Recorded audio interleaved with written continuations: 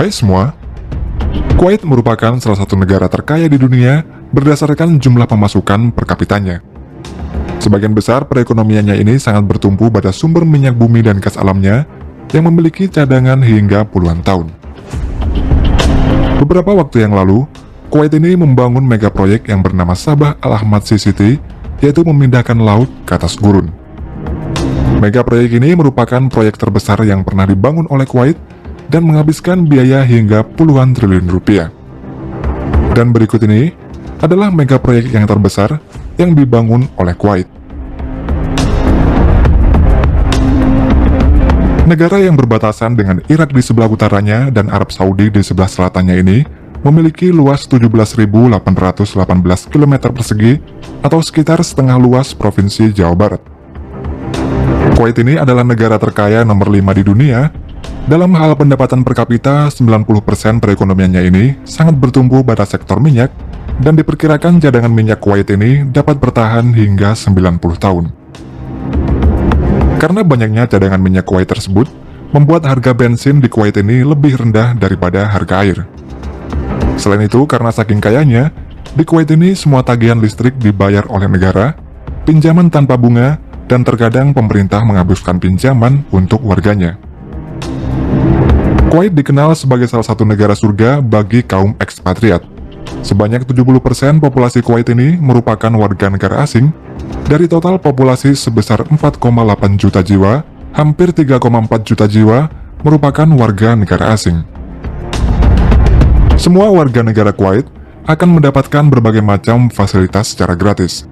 Seperti jika ada yang menikah, maka pasangan tersebut akan mendapatkan kado pernikahan dari pemerintah sebesar 250.000 US dollar atau setara 3,6 miliar rupiah.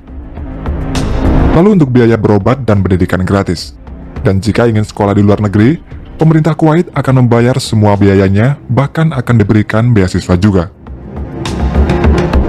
Kemudian untuk wanita janda, akan diberikan tunjangan bulanan sebesar 14.000 US dollar atau sekitar 203 juta rupiah sampai janda tersebut mendapatkan pekerjaan.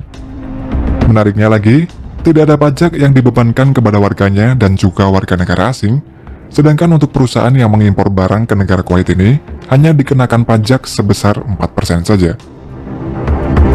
Karena kekayaannya itu, Kuwait ini mempunyai rencana untuk membangun mega proyek terbesar yang diberi nama Sabah Al Ahmad Sea City. Meski jumlah nominalnya ini tidak diketahui pasti, namun diperkirakan biaya proyek Sea City ini sekitar 5 miliar US dollar atau setara dengan 72,5 triliun rupiah. Ide awal membangun Sea City ini pertama kali dicetuskan oleh Khalid Yusuf Al-Marzouk, yaitu seorang pengembang dan entrepreneur. Dia melihat peluang kalau penduduk Kuwait memerlukan banyak rumah mewah untuk dibangun.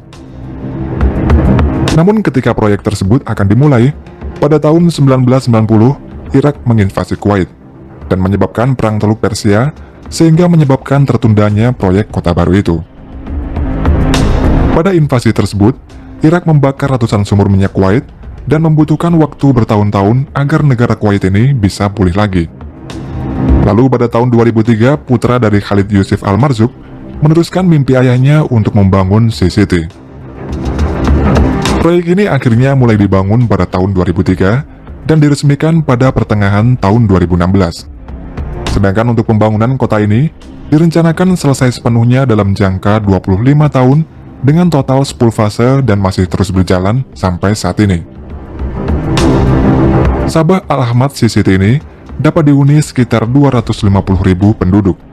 Dan saat ini Sea City memiliki pantai buatan dengan panjang total lebih dari 84 km, dan ketika selesai nanti seluruh pantai buatan ini akan memiliki panjang lebih dari 200 km. Pantai buatan pada Sea City ini sangat unik dan tidak biasa, karena berbeda dengan pulau reklamasi seperti pada Dubai. Jika pada pulau reklamasi pada umumnya membawa daratan ke laut, namun pantai buatan pada Sea City ini membawa laut ke daratan. Sabah Al Ahmad Sea City ini adalah kawasan perkotaan pertama di Kuwait yang dibangun sepenuhnya oleh pihak swasta. Proyek pembangunan Sea City ini dikerjakan sebanyak 3.200 orang pekerja yang berasal dari 20 negara yang berbeda. Pembangunan CCT ini sangat rumit dan kompleks karena dibangun pada rawa asin yang memiliki sungai kecil, serta airnya ini dipengaruhi oleh pasang surut air laut. Proses pembangunan CCT ini dilakukan dalam beberapa tahap, yaitu fase pertama dimulai pada tahun 2003, fase kedua dimulai pada tahun 2005, lalu fase ketiga tahun 2007, fase keempat tahun 2013, dan fase kelima pada tahun 2016. Pada CCT ini, dibangun berbagai macam infrastruktur seperti pemasangan kabel sepanjang 1.272 km, serta pengaspalan jalan yang dalam prosesnya ini membutuhkan aspal sebanyak 3,4 juta meter persegi. Untuk pemasangan lampu jalan, jumlahnya ini mencapai 12.000 buah lampu, dan dibangun juga tempat untuk pengelolaan air limbah yang sangat modern dan sangat canggih.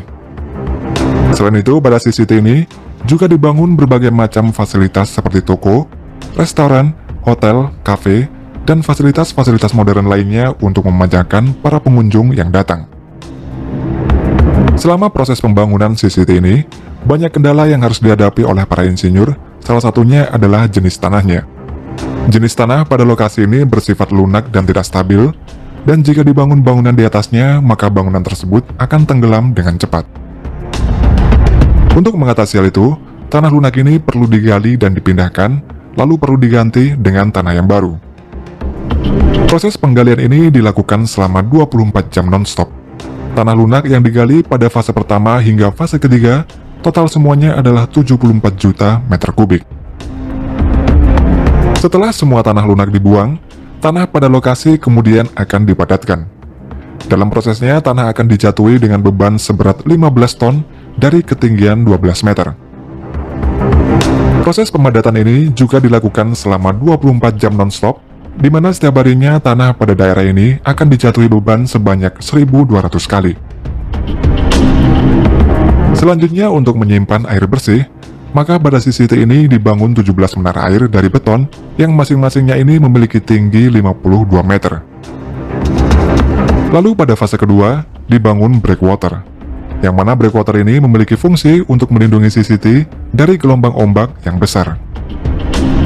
Breakwater sepanjang 1.200 meter ini dibangun di pintu masuk CCT dan merupakan salah satu breakwater yang terbesar di wilayah pesisir Teluk Persia. Setelah itu dilanjutkan dengan fase ketiga, yakni dengan membangun jembatan yang berfungsi menghubungkan antara pantai buatan satu dengan pantai buatan yang lainnya. Kemudian untuk mengontrol aliran air laut, mereka membangun tidal gate, yaitu gerbang yang berfungsi untuk mengontrol aliran dari pasang surut air laut yang masuk ke dalam CCT ini. Nantinya air dari laut ini akan melewati gerbang ini sebanyak 7,2 juta galon per menitnya, dan tidal gate ini memiliki tinggi 6 meter, lebarnya 6 meter, serta berat masing-masingnya ini adalah 10 ton. Selanjutnya adalah pembuatan pantai buatan. Untuk membuat pantai buatan ini diperlukan pasir yang sangat banyak, dan karena susahnya mencari pasir yang cocok untuk pantai buatan tersebut, maka tanah lunak yang sudah digali tadi akan diproses lagi. Tanah lunak tadi dicuci sebanyak 4 kali dengan air, dan setiap harinya sebanyak 4.000 ton tanah lunak dicuci selama 24 jam non-stop. Tujuan dari pencucian ini adalah untuk mendapatkan pasir yang terkandung di dalamnya. Dan setelah fase ketiga ini selesai dan diresmikan, air laut kemudian dialirkan masuk ke dalam CCT ini, dan prosesnya ini membutuhkan waktu selama 3 hari agar penuh. Selanjutnya pada fase keempat, yaitu membangun 4 marina pada CCT ini. Dalam proses pembangunan marina ini, mereka menancapkan pile sepanjang 18 meter pada area yang tergenang air. Setelah itu dibangun ponton beton terapung yang memiliki berat hingga 62 ton, dan total berat ponton yang diperlukan untuk membangun satu marina ini adalah sekitar 12.000 ton. Kemudian pada 16 April tahun 2015, marina pertama yang sudah dibangun ini secara resmi dibuka. Selanjutnya adalah fase kelima. Pada fase kelima ini dibangun pantai buatan baru sepanjang 3,9 km yang memiliki luas area 2,4 juta meter persegi dan dikelilingi air laut dengan kedalaman 10 meter. Pada fase kelima ini, sebanyak 58 juta meter kubik tanah lunak digali dan dipindahkan, lalu dibangun 5 menara air baru lagi, kemudian saluran pengolahan air, dan 2 jembatan baru. Ketika fase 5 ini nanti selesai, Sebanyak 26 miliar liter air laut dialirkan ke pantai baru ini.